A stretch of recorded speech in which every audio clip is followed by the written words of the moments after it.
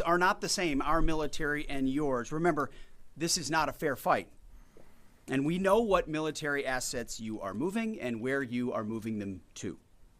While you are digging out, which is exactly what you're doing, digging out of bombed out and devastated facilities, we are only getting stronger. You are digging out your remaining launchers and missiles with no ability to replace them. You have no defense industry, no ability to replenish your offensive or defensive capabilities. You only have what you have. You know that, and we know that. You can move things around, but you can't actually rebuild. You can dig out for now, but you can't reconstitute. But we can. We are reloading with more power than ever before, and better intelligence, even more importantly, better intelligence than ever before, as you expose yourself with your movement to our watchful eye. We are locked and loaded on your critical dual-use infrastructure, on your remaining power generation, and on your energy industry. We'd rather not have to do it, but we're ready to go at the command of our president and at the push of a button. This blockade, which the chairman will detail this morning, is the polite way that this can go. Your energy is not moving and will not move, and we can do this all day. But it's not destroyed yet. Your energy industry is not destroyed yet. You like to say publicly, Iran, that you control the Strait of Hormuz, but you don't have a navy or real domain awareness. You can't control anything. To be clear, threatening to shoot missiles and drones at ships, commercial ships that are lawfully transiting international waters, that is not control. That's piracy. That's terrorism. The United States Navy controls the traffic going in and out of the strait because we have real assets and real capabilities. And we're doing this blockade, performing it with less than 10% of America's naval power. The math is clear. We're using 10% of the world's most powerful navy, and you have 0% of your navy. That's real control, and we have a long track record of dealing with pirates and terrorists. But there is an alternative. As our negotiators have said, you, Iran, can choose a prosperous future, a golden bridge, and we hope that you do for the people of Iran. In the meantime, and for as long as it takes, we will maintain this blockade, successful blockade. But if Iran chooses poorly, then they will have a blockade and bombs dropping on infrastructure, power, and energy. And at the same time, Treasury Secretary Scott Bessent and our friends over at Treasury are launching Operation Economic Fury as well, maximizing economic pressure across the entirety of the government. To Iran, choose wisely. The world watched, and so did you, as the U.S. military moved seamlessly from major combat operations to a world-class blockade. We can make that transition again, very quickly, and even more powerfully than ever. At the direction of President Trump, the War Department will ensure that Iran never has a nuclear weapon. Never. We'd prefer to do it the nice way, through a deal led by our great vice president and negotiating team, or we can do it the hard way. We urge this new regime to choose wisely. Speaking of choosing wisely, a note to the press corps, to the American media. As I just can't help but notice the endless stream of garbage, the relentlessly negative coverage, you cannot resist peddling, despite the historic and important success of this effort and the success of our troops. Sometimes it's hard to figure out what side some of you are actually on. It's incredibly unpatriotic. This same press corps, not this exact same press corps, but at least an older press corps, bent over backwards during the Biden administration to explain away the disastrous and disgraceful Afghanistan withdrawal. You called it the greatest airlift in American history. It's almost like you're cheering only for one side. This past Sunday, I was sitting in church with my family, and our minister preached from the book of Mark, the 3rd chapter. And in the passage, Jesus entered a synagogue and healed a man with a withered hand. The Pharisees came to watch. And as the scripture reads, they came to see whether Jesus, would heal him, or he would heal him on the Sabbath, so that they might accuse him. You see, the Pharisees, the so-called and self-appointed elites of their time, they were there to witness, to write everything down, to report. But their hearts were hardened. Even though they witnessed a literal miracle, it didn't matter. They were only there to explain away the goodness in pursuit of their agenda. As the passage ends, the Pharisees went out and immediately held counsel against him, how to destroy him. I sat there in church and I thought, our press are just like these Pharisees. Not all of you, but the legacy Trump-hating press. Your politically motivated animus for President Trump nearly completely blinds you from the brilliance of our American warriors.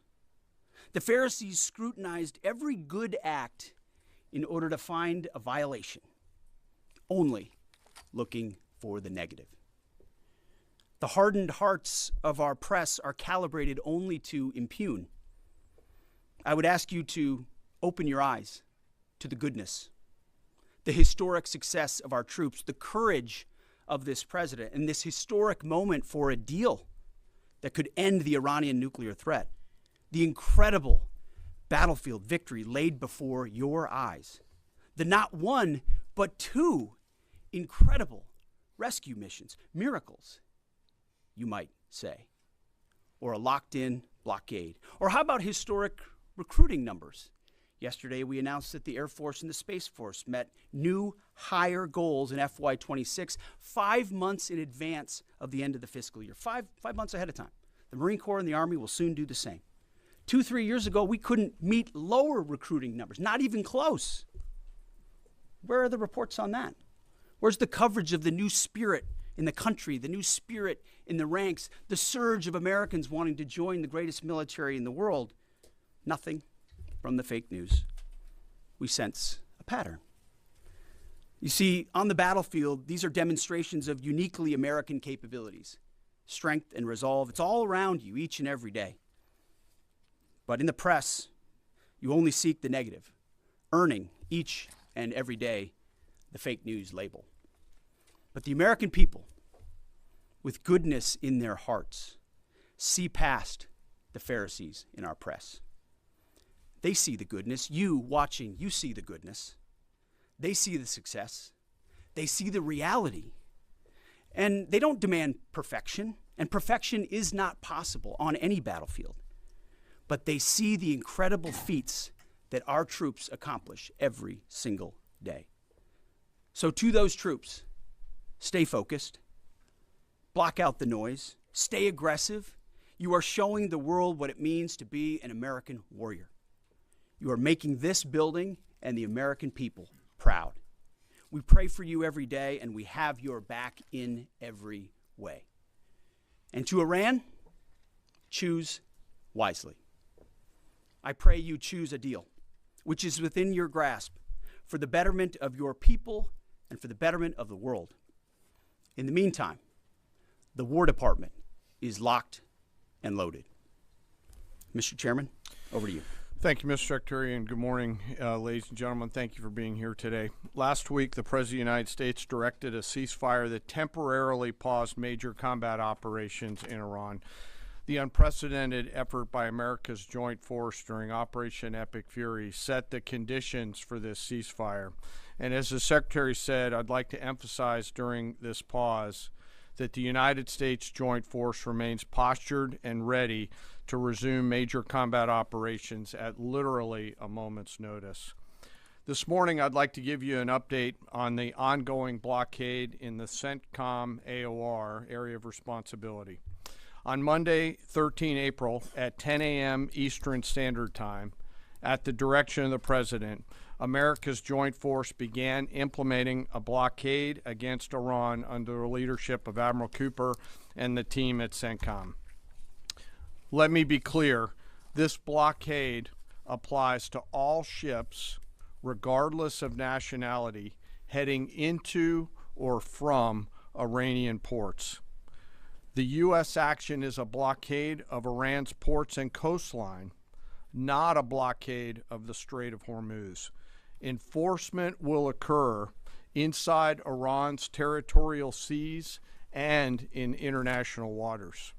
In addition to this blockade, the joint force, through operations and activities in other areas of responsibility, like the Pacific area of responsibility under the command of Admiral Paparo, will actively pursue any Iranian-flagged vessel or any vessel attempting to provide material support to Iran.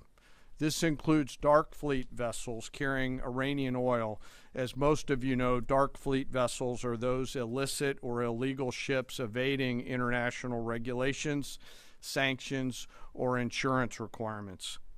More than 10,000 sailors, Marines, and airmen, over a dozen ships and dozens of aircraft are executing this mission. And let me walk you through this operation a little bit. Please go to the first slide. First to the graphic. This is taken before the blockade began.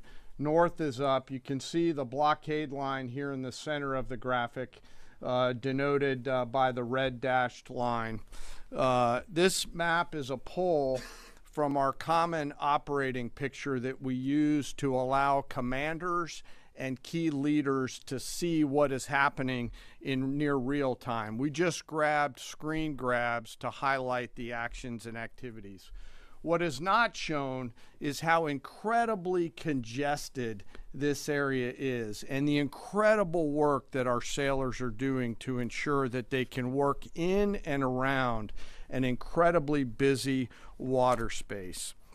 What is also not depicted here is the massive force of fighters, intelligence aircraft, helicopters, and other embarked forces, to include aerial refueling tankers, that are up overhead this blockade area. You'll note that U.S. forces are in blue, Iranian ships are in red, and as we started this blockade, there were 7 ships of interest that were of concern for U.S. Central Command. Through a variety of intelligence tools and with the assistance of the Office of Naval Intelligence and other intelligence agencies, the force began to hunt for potential interdictors at 10 a.m. Eastern Standard Time. Next slide, please. It's now 12:40 Eastern Daylight Time, 2 hours and 40 minutes into the blockade, as attempted blockade runners attempt to hop the line. U.S. forces began to commit. Out in front of them was a range of intelligence, surveillance, reconnaissance, and tactical assets. And immediately these runners began to see, sense, and feel America's combat power compressing upon them. The lead ship, normally a destroyer as depicted here, along with air power off of the USS Abraham Lincoln Strike Group, began to move towards those ships. At each point, the United States Navy will transmit a warning. A young sailor, normally on the bridge of one of those destroyers, a junior officer, picks up that mic and transmits, and I quote, "Do not attempt to breach the blockade. Vessels will be boarded for interdiction and seizure transiting to or from Iranian ports. Turn around or prepare to be boarded. If you do not comply with this blockade, we will use force." And as this message is being transmitted, as I mentioned earlier, those shipmasters can literally see, sense, and feel the pressure around them. It's a finely tuned machine, rehearsed multiple times, and executed now 13 times since the blockade has begun. Next slide, please. We're now 24 hours plus into the blockade. You can see the turning around of multiple ships, 12 of which stayed inside the blockade line, one of which not depicted off to the eastern side, turned around before even attempting it. Any ship that would cross the blockade would result in our sailors executing pre-planned tactics designed to bring the force to that ship, if need be, board the ship and take her over. And that includes a series of escalated force options, which could include warning shots and others. Next slide. The final graphic shows taken at 11:20 p.m. the night of 14 April. You can see that the captains of all these ships have made the wise decision not to move, transit, or run this blockade. As I mentioned, so far 13 ships have made the wise choice of turning around. And as we continue to hold this blockade at the order of the Secretary and the President, any vessel that compares to comply with our instructions will be dealt with accordingly. As of this morning, U.S. Central Command has not been required to board any particular ships. And I'll remind you that we are also conducting similar maritime interdiction actions and activities in the Pacific AOR against those ships that left that area before we began the blockade. Before I turn it over to Admiral Cooper, I want to talk briefly today about the men and women enforcing the blockade, America's sailors and Marines, and today particularly our destroyer and surface forces. When we talk about an American destroyer, it's important that you and the American people understand their capabilities. An Arleigh Burke-class destroyer are the backbone of the United States Navy surface fleet. Over 500 feet long, they displace 9,000 tons, and it is the sports car of the United States Navy. From the keel to the mast, they stand nearly 10 stories tall, and their 4 gas turbine engines can drive the ship at 30-plus knots. These ships are armed to the teeth with surface-to-air missiles, land attack cruise missiles, anti-ship missiles, anti-submarine rockets, torpedoes, 5-inch naval guns, multiple electronic warfare systems, embarked helicopters, extending the reach and capability of each and every one of these destroyers. But far and away, the most important weapon on board these ships is the American sailor. Over 300 warfighters are the heart and soul of these warships. At sea, sometimes for months, and these ships out in the CENTCOM AOR have been out there for months. They operate around the clock in a constant state of readiness, always delivering for our joint force. It's hot in the engine room. The engineering team keeps the lights on and the ship powered and able to respond to the orders from the bridge. On that bridge, our sailors maintain a constant watch, maneuvering the ship tactically and safely through always congested water space. And there is a lot out there. It is like driving a sports car through a supermarket parking lot on a payday weekend with thousands of kids in that parking lot as you attempt to maneuver through there to get to that ship that would attempt to run that blockade. Down in the Combat Information Center, the CIC, the Tactical Warfare Center of the ship, that is where the decisions are made. As threats appear, these young sailors are making real-time decisions on how to identify these threats and handle them, and they always deliver. These ships are run by the youngest sailors in our surface warfare Navy. The helmsman, the sailor on the watch at the bridge, is normally just between 18 to 19 years old, and they are trusted to drive this warship through that supermarket parking lot without hitting anything. The conning officer, an equally young commissioned officer who's normally just a few years out of college, is the ones that are giving that young helmsman the orders on where to take that American warship to execute the mission that the Secretary and the President has given us. These are incredibly well-trained sailors. They are led by incredible leaders, salty, experienced leaders, and trusted with deep responsibility. and I'm so humbled and proud of America's Navy. These sailors choose to take the road less traveled to go into the historic surface Navy, and they deliver every single day. Finally, as I often do, I want to highlight one of those surface sailors today and remember our fallen. Today we remember Ensign Robert Thompson of the U.S. Laffey, who died on this day in 1945 in the Battle of Okinawa. He was killed while fighting a fire along with 31 others as 2 Japanese kamikaze aircraft hit their ship. He passed away 1 week after his 22nd birthday and was posthumously awarded the Navy Cross. We remember Ensign Thompson today and all of our World War II vets who continue to give us the gift of a great example. And those surface warfare sailors who are out there doing the job right now take the courage, grit, and determination that those World War II vets gave us into these actions and activities that they're tasked to do every single day. So now I'd like to turn it over to Admiral Cooper to give us a readout of his recent trip to the region. Well, good morning, and Mr. Secretary, thank you for the kind invitation, and Chairman, great to join you. It's a real honor to be here representing the more than 50,000 American service members deployed throughout the Middle East today, supporting operations. And it's great to have the opportunity to highlight the tremendous efforts our warfighters operating forward and the important partnerships with regional allies that continue to thrive. In fact, yesterday I returned from my second trip to the Middle East in the past 15 days. 2 very different visits, one during our offensive operations against Iran, and the second in this most recent trip during the ongoing ceasefire. Very different.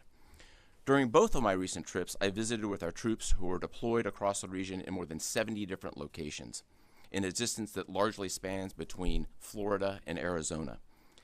I've long believed that every success that we have starts and ends with our people, and boy does this shine through brightly. During these visits, I had the privilege of personally recognizing more than 100 servicemen and women for their extraordinary valor, their courage, and their initiative under fire and delivering fire. And every time I interact with these young men and women downrange, I am deeply inspired by their courage, their resilience, and their unwavering commitment. The stories are remarkable. In many cases, you've seen this play out over TV. Fighter pilots who took out Iranian missile launchers in the moments prior to their launch against Americans and our partners, and who hit key military targets in and around Tehran on the attack more than 13,000 times. I met with some of the teams that helped to bring our F-15 airmen home safely from Iran and heard first-person accounts of the stories. Absolute heroes. I spent time with our troops who are employing cutting-edge tactics and technology for the first time in warfare. I won't be able to talk about what those are, but these young men and women are breaking new ground. It's incredibly inspiring. I met with teams who launched our own one-way attack drones into Iran. These were originally Iranian-designed drones. We brought them back to America, took the guts out, put a Made American stamp on them, and fired them right back to Iran. Very effective. I met with teams who are employing AI every single day to help us sift through vast amounts of information to help us make decisions faster. And importantly, humans are always in the loop in this process. I met with our Space Force teams and our cyber specialists, whose work cannot be discussed, but who serve with indispensable impact. I met with our logisticians and sustainers all over the region. There is just no military that executes logistics like the U.S. military. This group is doing exceptional work, moving thousands of tons every single day. I met with our air defenders who shot down Iranian ballistic missiles. My message for this group in particular is that their actions most certainly saved thousands of lives across the Middle East during Epic Fury. And all told, my personal assessment is, after these couple of trips, is our troops are highly motivated, they're focused, they're vigilant, and they're ready. And they're using this time to do a couple of things. We're rearming, we're retooling, and we're adjusting our tactics, techniques, and procedures. There's no military in the world that adjusts like we do, and that's exactly what we're doing right now during the ceasefire. A little note about partners. My discussion with regional allies and partners, both at the senior civilian level and the senior military level, reinforced our shared commitment to regional security. But beyond that, having now fought together side by side, I assess that our military partnerships are stronger than ever, as we continue to maintain a very active defense posture across the region during this ceasefire. And that posture stretches across the entire Arabian Peninsula, and it runs from northern Iraq all the way down into the northern Arabian Gulf. In creating the largest air defense umbrella in the world across the Middle East, we embedded specially trained U.S. military air defenders alongside our partner nation soldiers, side by side, literally side by side. And to give you a sense of their contribution and impact, the King and Crown Prince of Bahrain both personally knew our soldiers by name.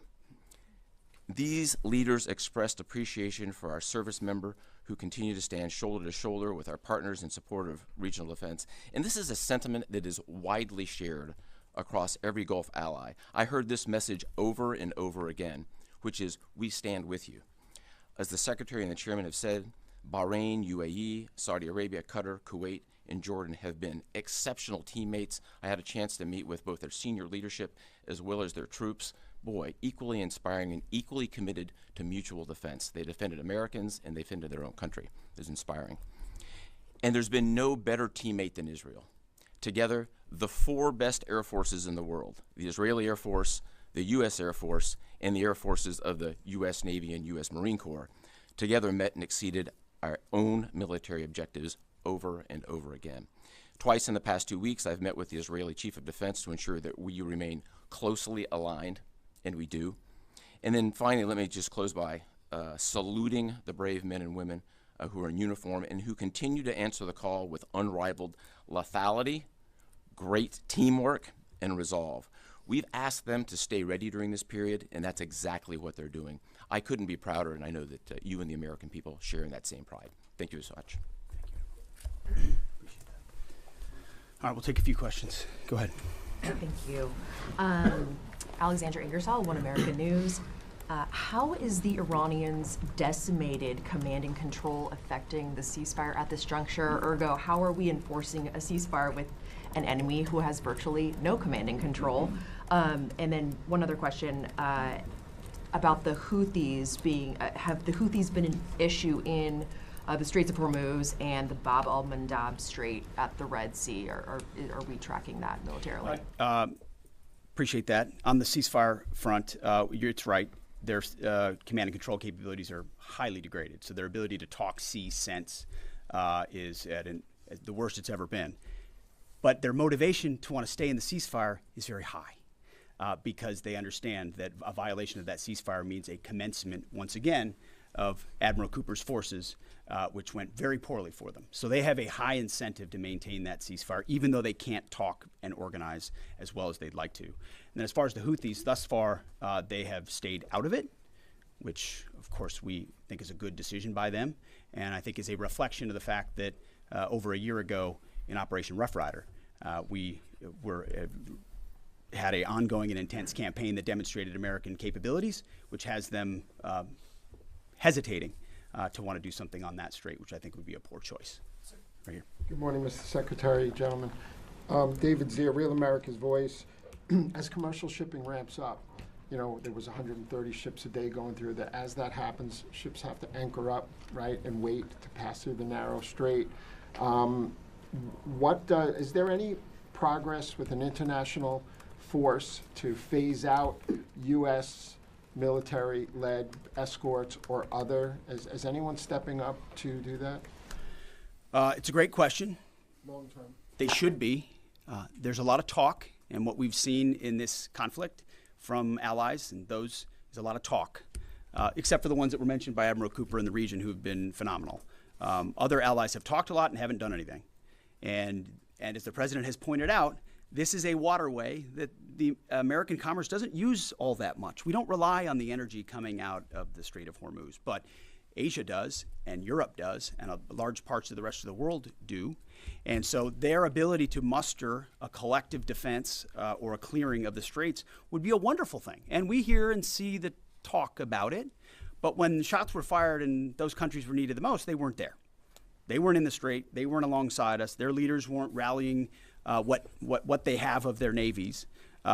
If they decide after CENTCOM does the heavy lifting, which again, they should be able to do. We should live in a world where other countries can defend waterways, not just the United States Navy. Should that conclude, which we believe it will, then we would welcome other countries coming in after the fact. But you can't live in a world in perpetuity, and this is a message to the rest of the world and our allies, where you just rely on America to continually do the heavy lifting. Oh, Iran might get a nuclear bomb. Who's going to do something about it? America. And America only. Other allies need to invest in their capabilities so they can project power and do basic tasks like clearing a strait. So we're not counting on it, but it would be wonderful to see it if it ever materialized. Yes. Thank you, Mr. Secretary. Thank you all for your time. I have a couple questions. I know you said a few weeks ago that Iran's supreme leader was wounded and disfigured. Do you have an update on whether he's even alive at this point? And then another question for you. Iranian embassy accounts are sharing an AI video of Jesus Christ kind of bloodily killing President Donald Trump. Does the Pentagon have a response to this, including the fact that this AI Jesus is casting Trump into hell? And then finally, for Admiral Cooper, could you speak to us about the morale of the American service members that you're seeing in the Middle East? I think Americans are really interested in what their experiences and testimonies are like. As far as the status of the individual you mentioned, I believe it's the same. Not a lot coming from him right now, understandably so, a lot of fear. Believed to be alive, wounded, and disfigured. Status remains the same. As far as a video like that, of course, that's disgusting and detached from reality. Iran says a lot of things in the propaganda space based on complete lies, and their actions have been lies. Oh, we don't target, we see missiles going into civilian facilities and hotels in the Gulf states. And they say we only target military targets, as you watch drones and missiles go into. So they are going to misrepresent, lie, spin in a multitude of ways, which we are quite used to. Ultimately, they need to come to the table and make a deal. And I'll hand it over to Admiral Cooper for this. Yeah, I would just reiterate my previous comment. Morale is very high. And anyone in the military can take about 2 seconds to figure out what morale looks like by meeting around it with the people. And it is crystal clear. These are motivated young men and women. I had the wonderful privilege of writing a letter early on in the operation to the team forward. And I told them this was going to be a mission of extreme consequence. And serving at a time where you are making a difference, consequential, as the Secretary and the Chairman have described over and over again, is incredibly and deeply meaningful. And I think that's the key part of the drive, as well as being great teammates across the board. It's a privilege to watch. Jerry. Thank you. Jerry Dunleavy with Just the News. I have a couple of questions. First is some critics of the Trump administration policy, including former NCTC Director Joe Kent, have attempted to claim that the Trump administration's policy of zero enrichment for the Iranians is not actually President Trump's policy, but was foisted upon him by the Israelis.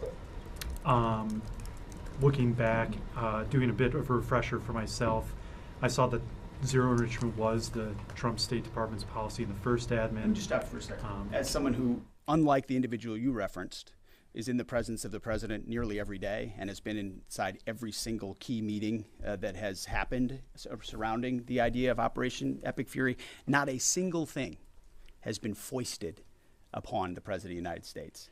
President Trump makes his own decisions about the interests of this country and defending our interests, and then working with allies and partners, in this case, Israel, who's got a lot of will and a lot of capabilities, which we're grateful for. Nothing gets foisted on President Trump. So those people who are not in those meetings who like to say things about that are just flat wrong.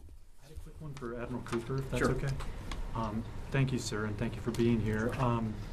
So during Operation Epic Fury, 13 U.S. service members have lost their lives, some of them in an apparent aircraft refueling accident, and some of them from Iranian strikes, including a drone strike. I was wondering if you could share a little bit with us about how those Iranian strikes were able to be successful, and what lessons you've learned, and how you're applying those lessons in the future to make sure that we're able to defend a little bit better against that sort of Sure, a really broad question. But first, we will always honor the fallen, and the 13 who lost their lives really helped steel the resolve and congeal the motivation of the forces that are I met many people who knew the fallen personally.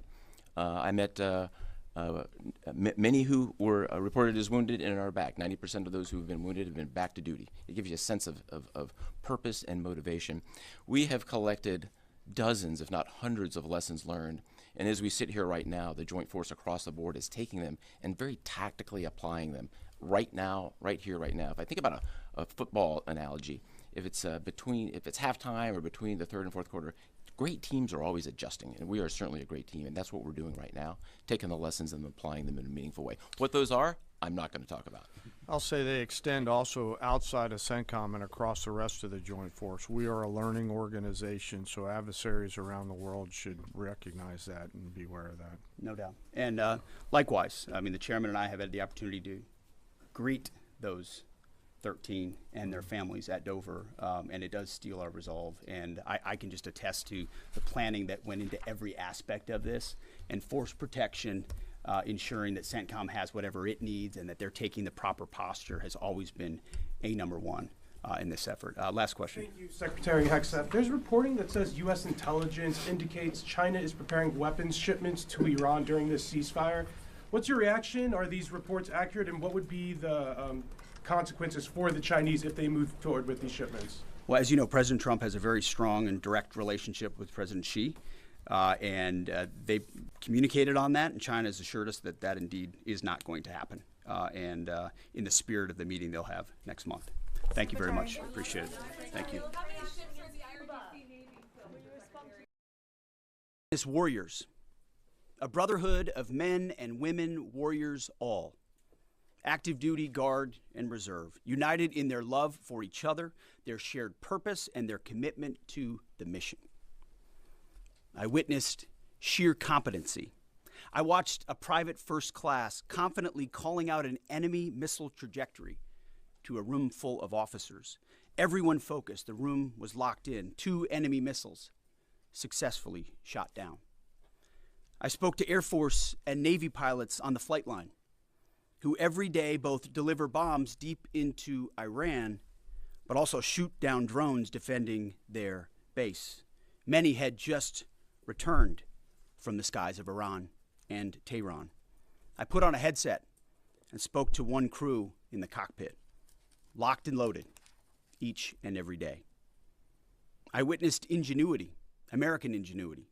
I met the young Army officer who figured out how to neutralize maneuvering enemy missiles, saving countless lives. His commander confirmed that the whoops and cheers erupted in the Tactical Operations Center when his new approach was first successful. I met the Air Force intel analyst who refines target packages faster than the enemy can adapt. I actually gave him my card and told him to keep me posted on the ground truth. I did the same with his boss, a colonel with a heart the size of Texas and a beautiful deployment mustache to match. I witnessed lethality. I met a junior airman as the sun was going down and a chill was setting on the tarmac, who, when asked what they needed, she simply looked up at me with a sly smile on her face and said, "More bombs, sir, and bigger bombs. We will happily oblige her." I met the Army targeting team who found and sunk the pride and joy of the Iranian Navy, their fighting position plastered with images of sunken enemy ships. And I witnessed urgency. Right when we landed, another C-17 landed just minutes after us. And within 30 seconds of the aircraft coming to a full stop, a team on the ground pulled up and the cargo was being uploaded. Wartime speed. To a man and to a woman, on the ground, in the air, on the flight line, and in the TOC, I heard, "We want everything faster, higher op tempo, wartime speed." The feeling was the exact opposite of the rotational units year after year in the wars in Iraq and Afghanistan that we're so familiar with. In those wars, it was always about the next rotation, never knowing when the mission would end or exactly what the mission was, year after year. Not with Epic Fury. I witnessed urgency to finish the job, urgency to achieve mission success, not looking at the next rotation only moving as fast as possible to win. I got a chance to troop the line, to witness firsthand what we already know is true. I spoke to all ranks and all services, none of whom knew we were coming. It was not rehearsed or scripted. Sometimes we just wandered. What I witnessed was motivation. It was sheer mission focus. It was the American warrior unleashed. It was the kind of warfighting American spirit that comes with a clear mission against a determined enemy. A crew chief we flew with summed it up nicely. He said, "It's been a busy few weeks, sir. Tough stuff. But I'm so honored to be called up. This fight is long overdue. We need to address it for our kids. We cannot pass the buck. Please thank the president from us." I heard that time and time again. I asked each young American, "What do you need?" And nobody said better equipment. Nobody said more comfortable living conditions. Nobody said send me home. Well, of course, eventually we want all those things. They do too. But what those Americans said to me, young and old, officer and NCO, male and female, black and white, was, "Let's finish the mission. Get us even more bombs, bigger bombs, more targets. Let us finish this." In fact, Admiral Cooper noted this morning that the 3 Air Force captains shot down by Kuwaiti-friendly fire early in the fight weeks ago. They never left the theater. All dropped bombs over Tehran last night.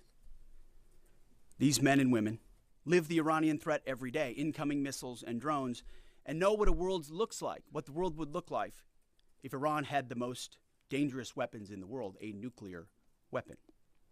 As President Trump has said time and time again for years, and in this administration, Iran cannot have a nuclear bomb, and they won't.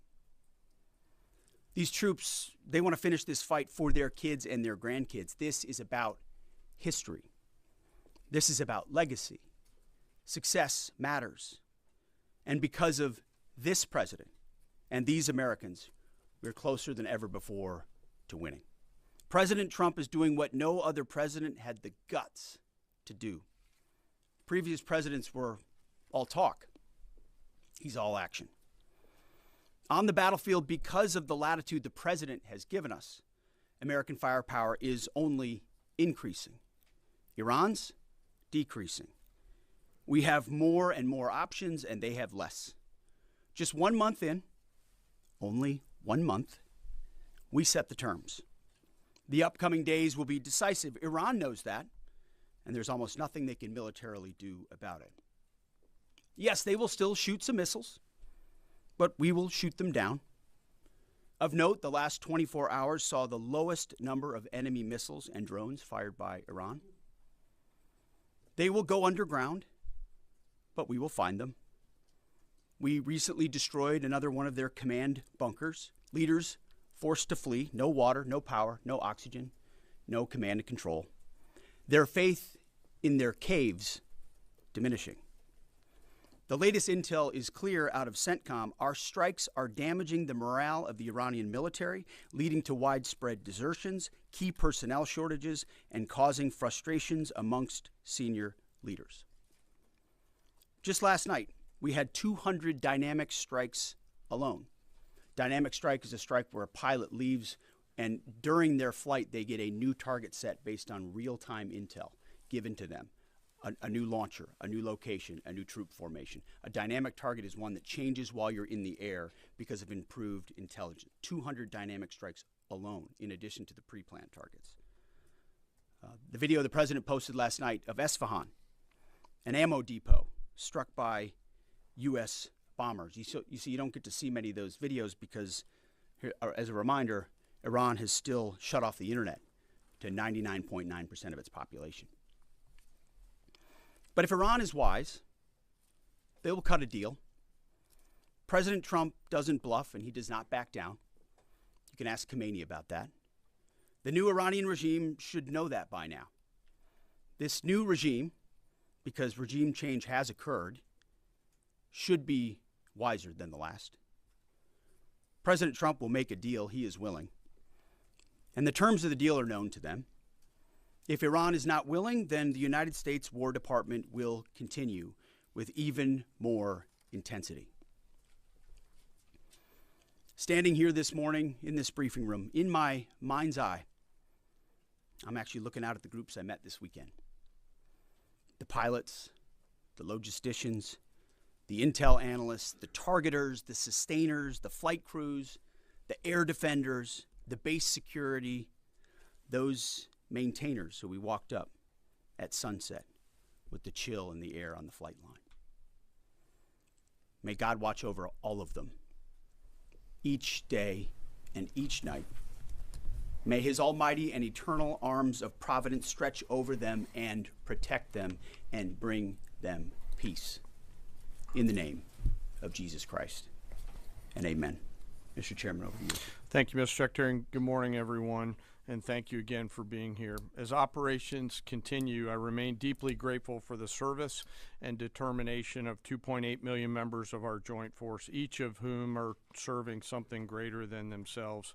Every day, those deployed, and in many cases, those at home who are deploying forward, and bomber pulses and others, put themselves in harm's way, and we owe them a deep debt of gratitude. I remain especially grateful for our fallen who gave the ultimate sacrifice. We'll never forget their valor and their determination to do something greater than themselves. And each day we continue to earn what they've given to us. This morning I want to share that yesterday the Joint Force had the honor of participating in the burial of Colonel Clarence Emil Bud Anderson, who passed away in May of 2024 at the ripe old age of 102.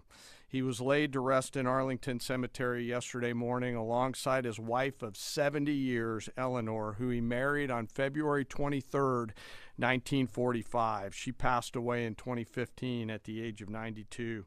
Bud, yesterday, a legend to our Air Force and fighter pilots everywhere, was honored with a combination flyby of F-35s and a 4-ship of P-51 Mustangs.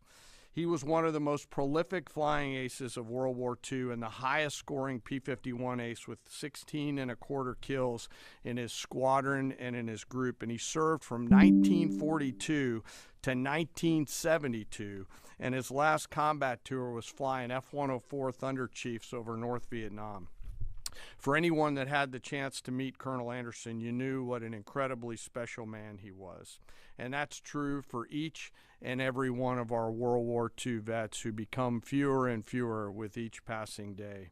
They are the greatest generation and give us the gift of an incredible example as we execute Operation Epic Fury today. And Colonel Anderson, we mourn for your loss and remember that smile on the right side as you went out to do our nation's business.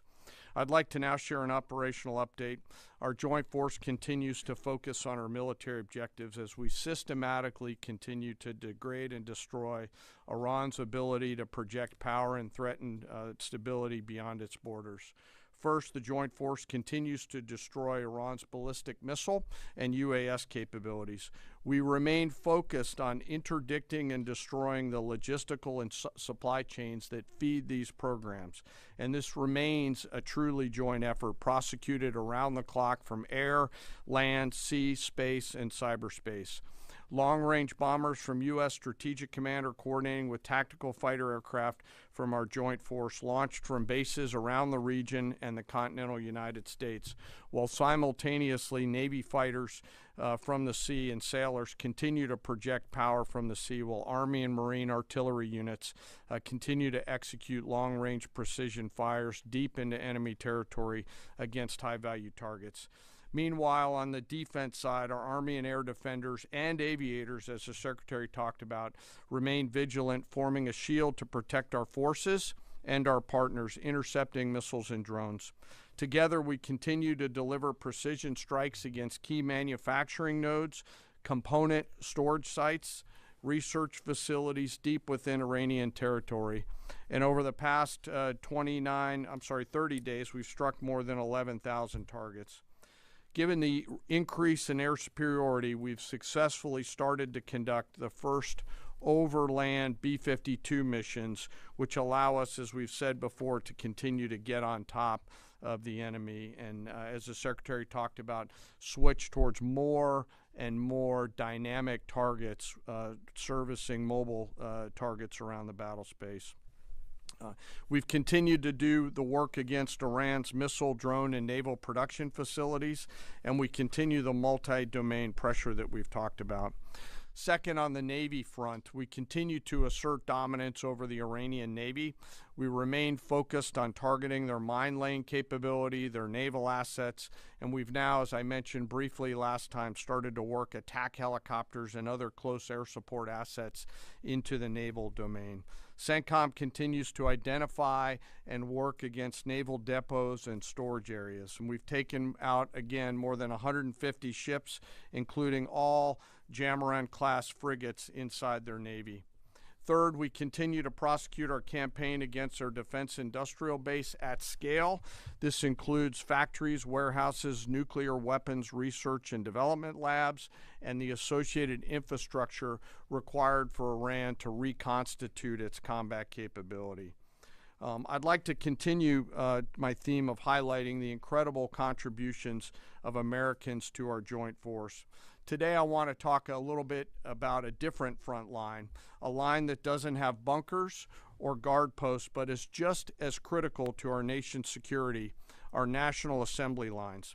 Today I want to recognize a group of Americans who live at the beginning of our nation's combat power, the Americans who actually make our weapons, both inside our defense industrial base, but even more broadly inside our national industrial base.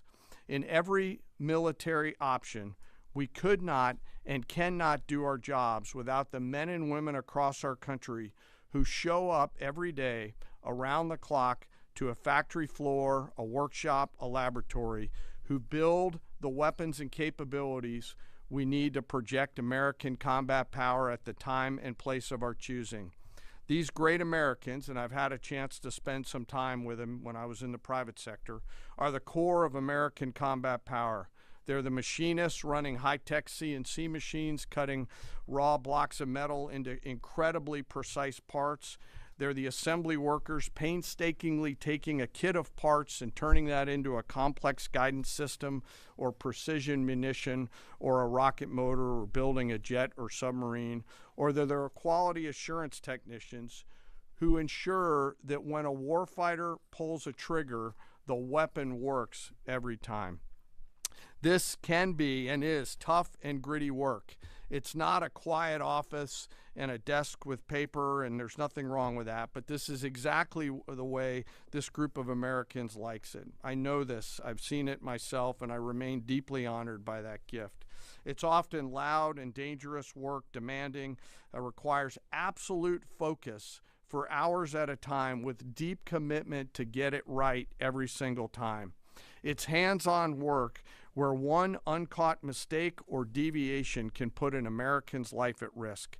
A single misplaced wire, a microscopic flaw in a weld, incorrectly calibrated sensor could mean the difference between mission success or mission failure. The difference is measured in the lives of our sons and daughters who we put out around the field and on the field of battle.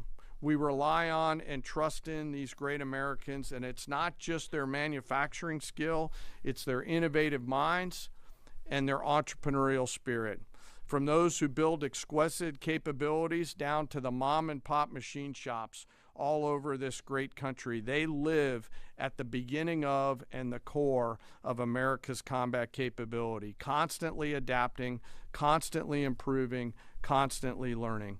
And there are examples of this throughout history and current days, to include building things like the F-117 stealth fighter, the B-2 stealth bomber, making our combat capability undetectable over the enemy, to today's B-21 and F-47. It's work like in the shipyards of the East Coast and Northeast side of the United States that go out and build America's nuclear submarines that allow us to patrol around the world at the time and place of our choosing. These innovators, these workers, these incredible Americans don't get the same glory as a fighter pilot returning to a carrier deck at night or an artilleryman sending rounds downrange, and yet they show up every single day. And without them, we could not do the work that we are tasked to do.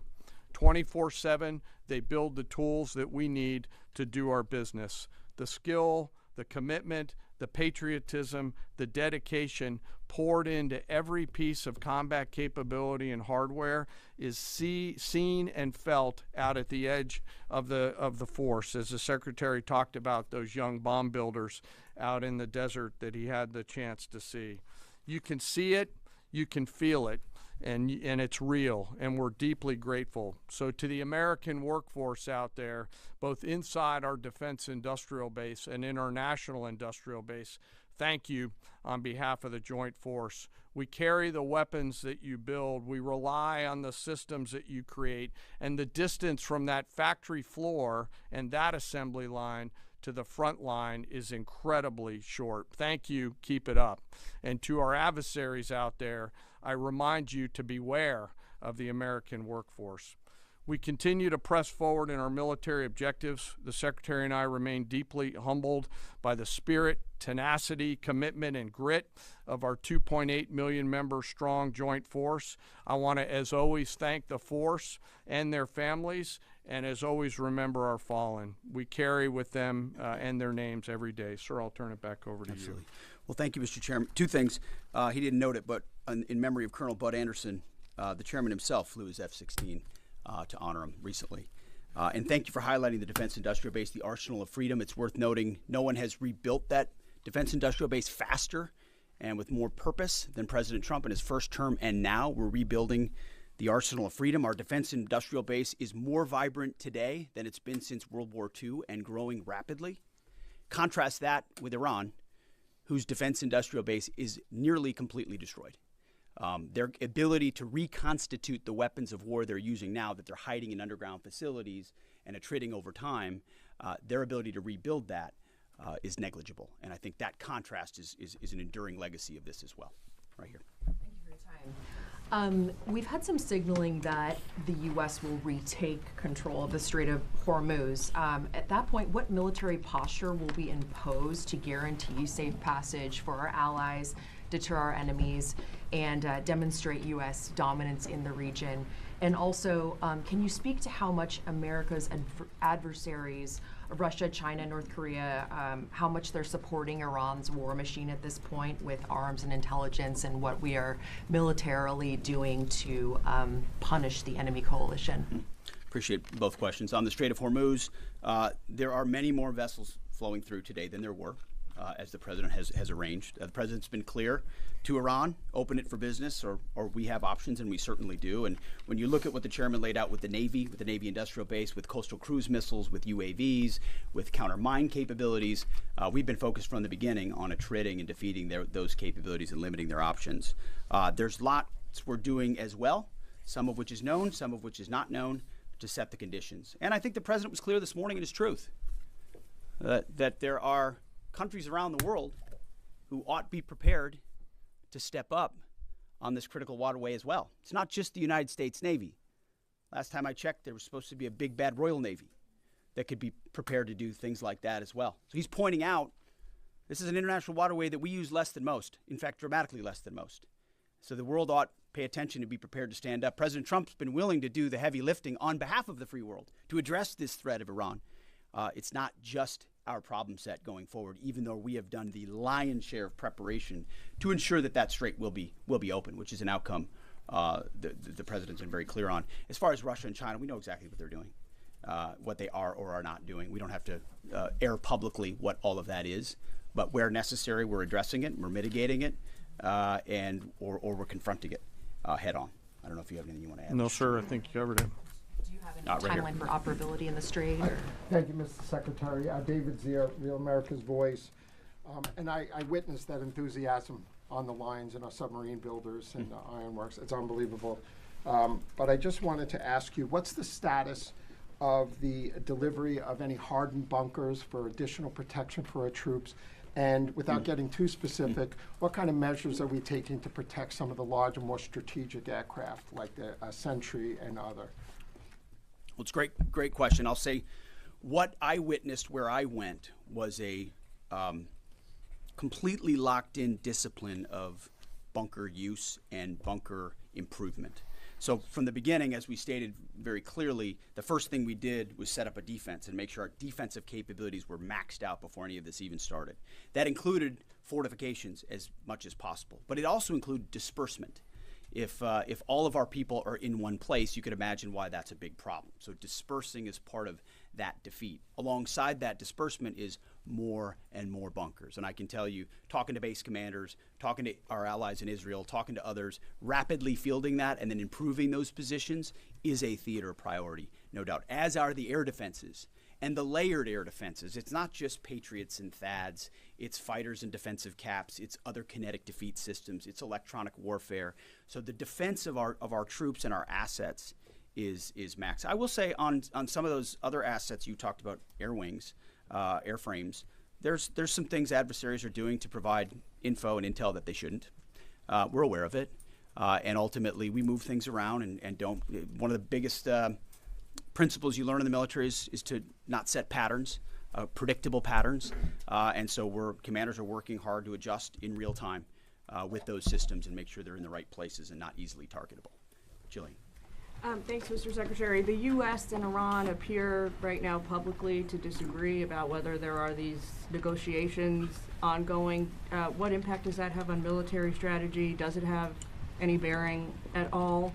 And General, the President wrote yesterday that the U.S. might destroy Iran's electricity generating plants and oil wells. Those are his words before ending this operation. Is there a way to do either of those things without seriously jeopardizing or seriously harming civilians? So on the talks, I can tell you, having been with Steve and Jared and the Vice President and Marco and many others yesterday, they are very real. They are ongoing. They're active. And I think gaining strength. And we appreciate that. As I said in my remarks, we would much prefer to get a deal. If Iran was willing to relinquish material they have and ambitions they have, open this, great. That's the goal. We don't want to have to do more militarily than we have to. But I didn't mean it flippantly when I said, in the meantime, we'll negotiate with bombs. Our job is to ensure that we compel Iran to realize that this new regime, this regime in charge, is in a better place if they make that deal. And so we'll continue. We're working hand in hand, but the primary effort is a deal. We want that deal to be accomplished if at all possible. If not, then we're prepared to continue. Secretary, what happened at Go ahead, Mr. Chairman. Yeah. Thanks for the question. We're always thinking about those considerations and develop options to be able to mitigate those risks pursuant to the normal practices that we do in the military. So. Thank you, Mr. Secretary. I know you slightly addressed this already, but just on the Strait of Hormuz, is opening the strait an essential objective to Operation Epic Fury, or is that the job of those other countries? And then secondly, without asking you to comment on things that you can't talk about, what is your message to Americans who love the president and strongly believe in him, but are very worried about this notion of boots on the ground? Well, first on the Strait of Hormuz, our core objectives from this podium, from day one, from me, from the chairman, from the president, from the vice president, from Secretary Rubio and others have been clear. Defense missile production and missile programs, so their entire missile program, defense industrial base and production ability to build, and Navy and power projection. So those have been, and then of course, wrapping it all is Iran's never going to have a nuclear weapon. So those have been very clear. Defeating the Navy is a core part of ensuring they can't project that kind of power. But ultimately, I think the president's truth this morning lays that out very well, that this Strait of Hormuz issue, which we've set the conditions for success, and we will make sure Iran knows that very clearly, is not just a United States of America problem set. We've been willing to lead. President Trump's led the entire time, but it's not just us. So ultimately, I think other countries should pay attention when the president speaks. He's proven that when he speaks, he means something. And he's pointing out, you might want to start learning how to fight for yourself. It's something some of us have been saying for quite some time.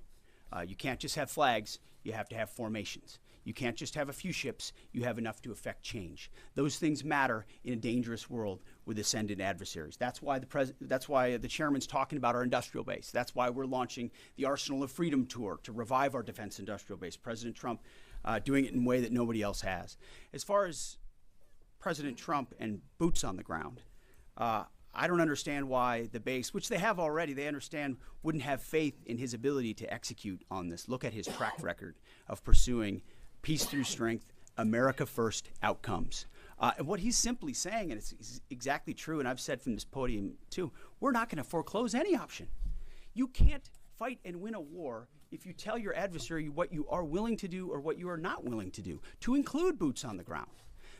Our adversary right now thinks there are 15 different ways we could come at them with boots on the ground. And guess what? There are. So if we needed to, we could execute those options on behalf of the President of the United States and this department. Or maybe we don't have to use them at all. Maybe negotiations work, or maybe there's a different approach. But the point is to be unpredictable in that. Certainly not let anybody know what you're willing to do or not do. But if anybody has internalized the lessons of Iraq and Afghanistan, as the first one, President Trump, to call them out for what they are, he's not going to repeat those lessons. And I think I've been very clear about that from the podium. Yes. Thank you, Secretary Hegseth. A question for you and then a question for General Caine.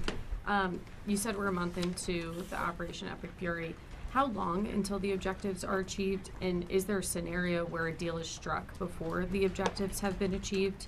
And then for General Caine, there's been lots of media coverage that suggested a ground invasion is imminent.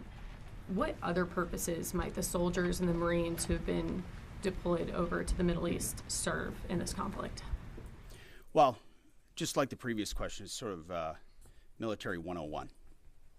Don't tell your enemy what you're willing to do or not do, and don't tell your enemy when you're willing to stop, especially an enemy that likes to hide in bunkers and try to hoard their missiles and hope you'll wait you out. So that's not a question I'm going to answer, or the president has said definitively. We have our own goals and guidance and things military objectives that we're moving toward and things that we look at. And as he's articulated, he's said 4 to 6 weeks, 6 to 8 weeks, 3. It could be any particular number, but we would never reveal precisely what it is, because our goal is to finish those objectives. And we're well on our way. And the chairman and I look at this every single day. It will be the president's determination and the president's determination alone when those objectives are complete and when it serves the interest of the American people to cut that deal, to make sure that Iran doesn't have a nuclear capability, and ultimately that our objectives, or our interests, are advanced. I don't know if you want to add anything. No, just to answer your question, Reagan, the range of military options that those forces can offer are extensive, not just limited to what you mentioned in terms of forces on the ground. And I wouldn't want to take away the president's decision space, but there are a multitude of things, not the least of which is Iran should note that they're out there and that they are a pressure point, and so they should carefully consider, I think, at the diplomatic level, not my job as a chairman, but at the diplomatic level, to consider what's in front of them. Jerry. Okay, Mr. Secretary, the U.S. government and IC assessed for many years that Iran is protecting al-Qaeda senior leaders, including the current Emir Saif al-Idil. Does the U.S. assess that he's still in Iran? Has he fled to Afghanistan? Is he on a target list? And Mr. Chairman, based on CENTCOM figures and open source, Iranian daily missile barrages and drone launches have indeed dropped dramatically since the start of the war, but they're not at zero. And they seem to have maintained some level of low but stable numbers. Perhaps they've dropped a little bit more in recent days. How do we get that closer to zero? And what impact is Iran's degraded but still very real capability impacting current and future operations? So I won't speak to a particular target. I'll just say that al-Qaeda remains our enemy, obviously. And there are a lot of people on our target list in Iran. And if they were to be harboring al-Qaeda, they would certainly fit that list. Just quickly, the mobile targets that they have that we continue to service, as the Secretary talked about, the 200 hits that were done last night, that's one component of continuing to lower that. The second and more long-term impact that we're having is the strikes against their defense industrial base at scale, which will not allow them to reload after that. So we do continue to see a trend down. They are still shooting, and we do continue to exert significant pressure against both sides of that system. Mr. Secretary, thank you for the question. Do you still believe, you said previously that the Iranian leadership would surrender. Do you still believe that? And is the United States still committed to NATO's collective defense? And to Chairman Caine, could you give us a sense of your thinking about the legality of striking desalinization plants if the president were to order that? I will just say that any mission that ends on our terms, you want to call it a surrender, call it a defeat, call it what you want, we remain committed to it. A conflict that ends on our terms and the president's terms. There's no doubt about that. And as far as NATO is concerned, that's a decision that will be left to the president. But I'll just say a lot has been laid bare. A lot has been shown to the world about what our allies would be willing to do for the United States of America when we undertake an effort of this scope on behalf of the free world. These are missiles that don't even range the United States of America. They range allies and others, and yet when we ask for additional assistance or simple access basing and overflight, we get questions or roadblocks or hesitations. And the president's pointing out, you don't have much of an alliance if you have countries that are not willing to stand with you when you need them. He's simply pointing that out, and ultimately it'll be his decision of what that looks like after this is complete. I'll just won't talk about any particular target. This really builds on Jillian's question too that I don't think I completely answered. But you know, the joint force is the most professional force in the world, and we have numerous processes and systems to carefully consider the whole range of considerations, from civilian risk to legal considerations with any target. And as targets come before us, we run them through the same process that we always do and always strike lawful targets in accordance with the normal procedures that we use.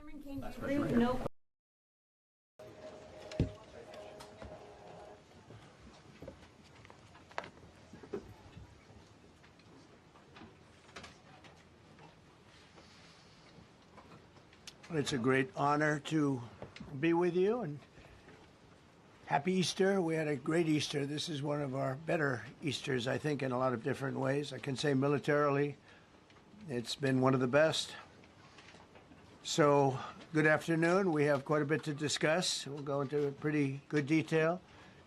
And we have the people that are most involved. We'll give you exactitude. And we're here today to celebrate the success of one of the largest, most complex, most harrowing combat searches. I guess you would call it a search and rescue mission ever attempted by the military.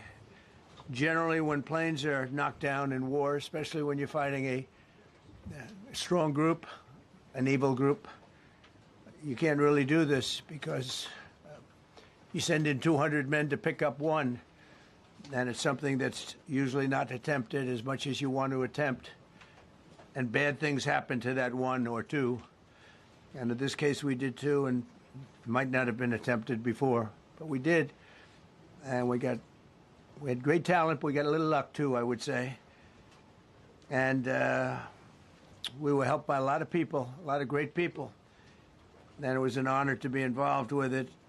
It's very historic.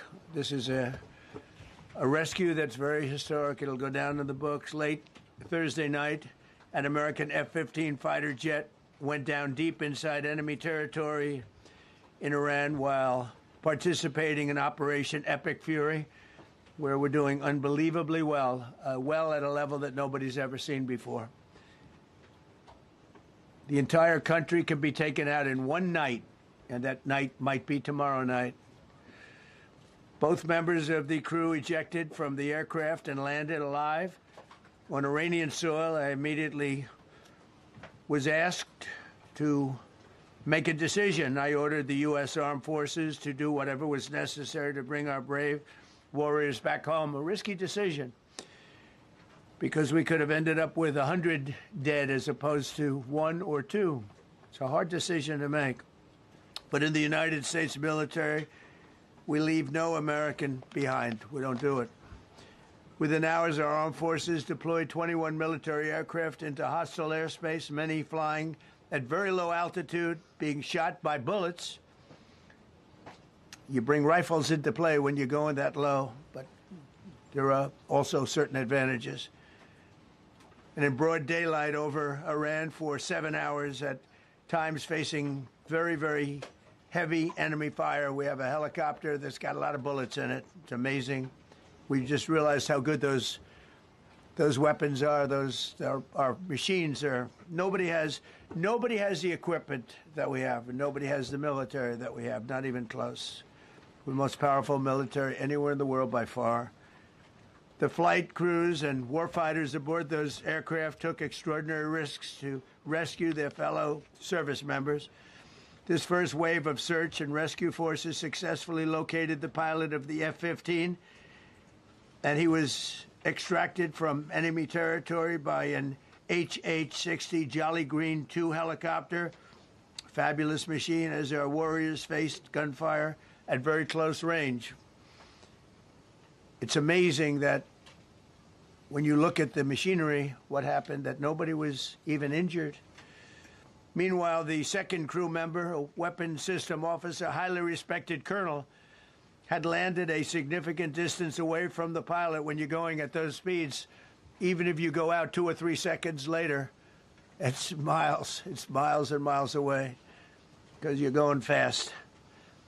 He was injured quite badly and stranded in an area teeming with terrorists from the Islamic Revolutionary Guard Corps rough group, as well as besieged militia and local authorities. Many, on top of everything else, they told the communities actually within inside of Iran, the people of Iran, they were given a tremendous incentive to find this pilot. Despite the peril, the officer followed his training and climbed into the treacherous mountain terrain and started climbing toward a higher altitude, something they were trained to do in order to evade capture. They want to always go as far away from the site of the shoot down. You want to go as far away because they all head right to that site. You want to be as far away as you can. And he was injured, and he was an amazing, amazing thing. He scaled cliff faces, bleeding rather profusely, treated his own wounds, and contacted American forces to transmit his location. They have a very sophisticated beeper-type apparatus that is on them at all times. And when they go out on these missions, they make sure they have lots of battery space and they're in good shape. And this one worked really well, amazingly, saved his life. We immediately mobilized a massive operation to retrieve him from the mountain holdout, and he kept going higher and higher. The mountain kept getting rougher and rougher and really very, very hard to find. The second rescue mission involved 155 aircraft, including 4 bombers, 64 fighters, 48 refueling tankers, 13 rescue aircraft, and more. We were bringing them all over, and a lot of it was subterfuge. We wanted to have them think he was in a different location because they had a vast military force out there. Thousands of people were looking. So we wanted them to look in different areas, so we were scattered all over like we were right on top of them.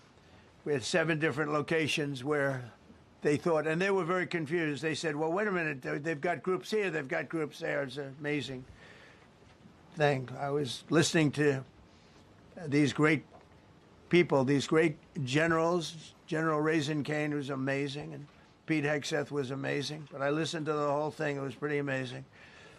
So they had all these different sites where everybody thought he was located. We think we have him over there because they have 9 planes circling a little area that's 25 miles down the coast.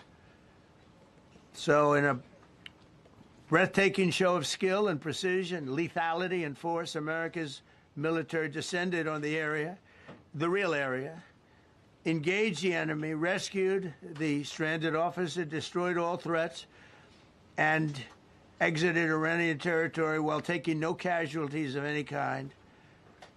The heroic F-15 weapons system officer had evaded capture on the ground in Iran for almost 48 hours. That's a long time when you're in tough shape and when you're bleeding.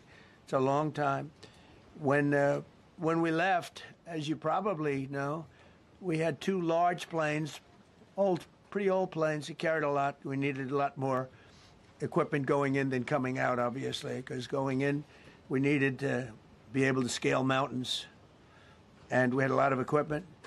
But the sand was sandy, wet sand, so we thought there may be a problem taking off because of the weight of the plane, and then we also had all the men jumping back onto the planes, and they got pretty well bogged down, and we had a contingency plan, which was unbelievable, where lighter, faster aircraft came in, and they took them out. We blew up the old planes. We blew them up to smithereens because we had equipment on the planes that, frankly, we'd like to take, but I don't think it was worthwhile spending another 4 hours there taking it off. So we didn't want anybody to have. We have the best equipment anywhere in the world. We didn't want anybody examining our anti-aircraft and other equipment. So these were large planes that were old and pretty old, and we blew them up. And we had faster, lighter planes come in, and they were able to land on the sand. We needed the bigger planes because we had so much equipment that we needed. We took 3 helicopters over there, which were very strongly used, and couldn't have lived without them. They performed unbelievably well. And if you'd see it, you wouldn't believe it. They came off the plane, and these guys had them. The rotors were off. They rebuilt these helicopters in less than 10 minutes. And that was one of the more amazing things. These are helicopters, small, unbelievably powerful, but small, very small, so it can get into certain areas. And they got them off the plane, and they rebuilt all 3 of them in a matter of less than 10 minutes. It's pretty amazing what the genius of these people. Who would think that? You'd think it would take 5 days to build them. And in some companies, it would take 5 days, and they wouldn't do it well. But they served us well. As Commander-in-Chief, I never forget the extraordinary risk taken by the warriors that we send into battle, and the genius. I mean, think of it, having a contingency of 3 planes waiting because we think the sand is so bad that we probably won't be able to take off. And the planes really got bogged. This was not much of a runway. This was a farm, not a runway. It's a farm, but it did the trick. But to have a contingency as opposed to having to wait 2 days, can you imagine right in the middle? This was central. This was right, you would call it central casting if you were doing a movie for location. And probably the toughest area of Iran where we'd be sitting there. So these planes came in, those pilots came in so fast and so quick and got out of there. Everybody got aboard and just got 15-minute intervals. 1 load out, 1 load out, 1 load out. It happened, and we were watching, and we said, "That's amazing." In many ways, I was almost more impressed by the contingency that we had than the fact that if we would have had a runway or decent soil. But it was an amazing thing. But we thank God for every single one of them. And the talent, the genius is not even talent, it's genius. It's the whole ball game, every one of them.